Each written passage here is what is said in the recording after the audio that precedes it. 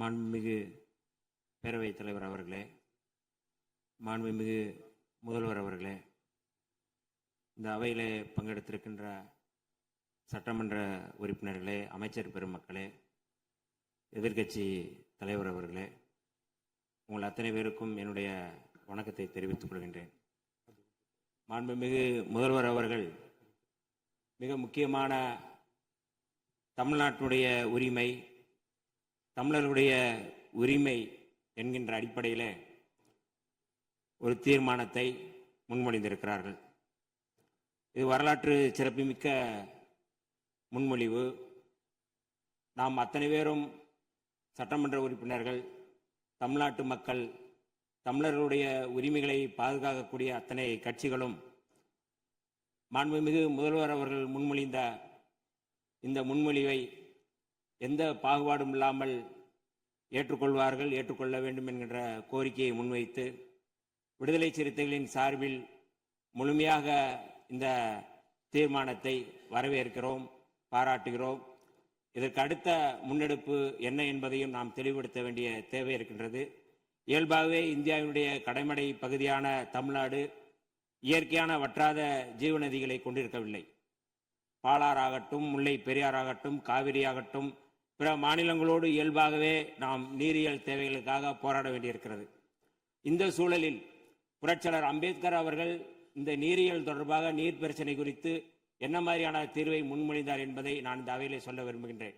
1942 முதல் 1946 வரை ஆங்கிலேய ஆட்சியின் கீழ் அமைந்திருந்த இந்திய அரசில் தொழிலாளர் நலன், பாசனம் மற்றும் மின்சாரம் ஆகிய துறைகளுக்கு அமைச்சராக இருந்த புரட்சியாளர் அம்பேத்கர் அவர்கள் மிக முக்கியமான இந்த மத்திய நீர் ஆணையம் தொடர்பாக அன்றைக்கு முன்னெடுத்தது தொடர்பாக இன்றைக்கு நமக்கும் பயன்படுகின்றது. மக்களுக்கு பயன்படும் நீர் ஆதார திட்டங்களை நடைமுறைப்படுத்த நதிகளை தேசியமயமாக்க வேண்டும் என்ற கருத்தை புரட்சியாளர் அம்பேத்கர் அவர்கள் முன்னெடுத்திருந்தார்கள்.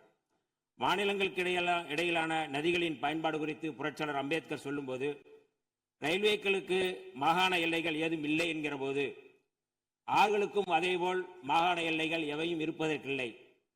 ஒரு மாகாணத்திலிருந்து இன்னொரு மாகாணத்திற்கு பாய்ந்து செல்லும் ஆறுகளுக்கு முக்கியமாக இது பொருந்தும் என்கிறார்.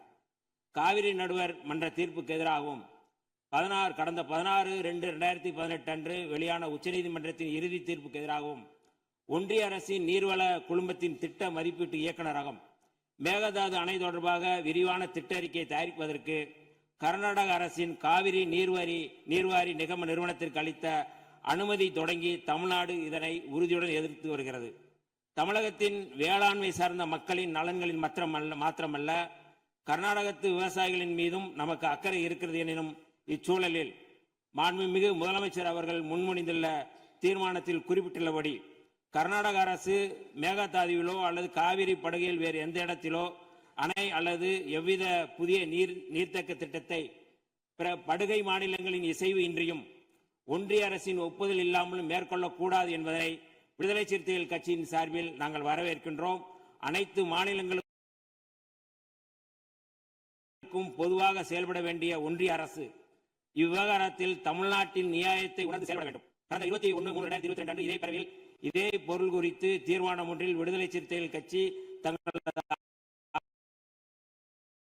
ஆதரவை பதிவு செய்துள்ளது என்பதனை இப்பேரவைக்கு தெரிவித்துக் கொள்கின்றேன். தமிழர் உரிமை காக்கும் தமிழ்நாடு அரசின் அனைத்து நடவடிக்கைகளுக்கும் விடுதலை சிறுத்தைகள் கட்சி என்றும் உறுதியாக இருப்போம் என்று சொல்லி வாய்ப்புக்கு நன்றி கூறி விடைபெறுகிறேன். நன்றி, வணக்கம். மாண்புமிகு சமூக நீதித்துறை அமைச்சர் திரு வன்னியரசு அவர்களை தொடர்ந்து மாண்பு உறுப்பினர் திரு டி ராமச்சந்திரன் அவர்கள்.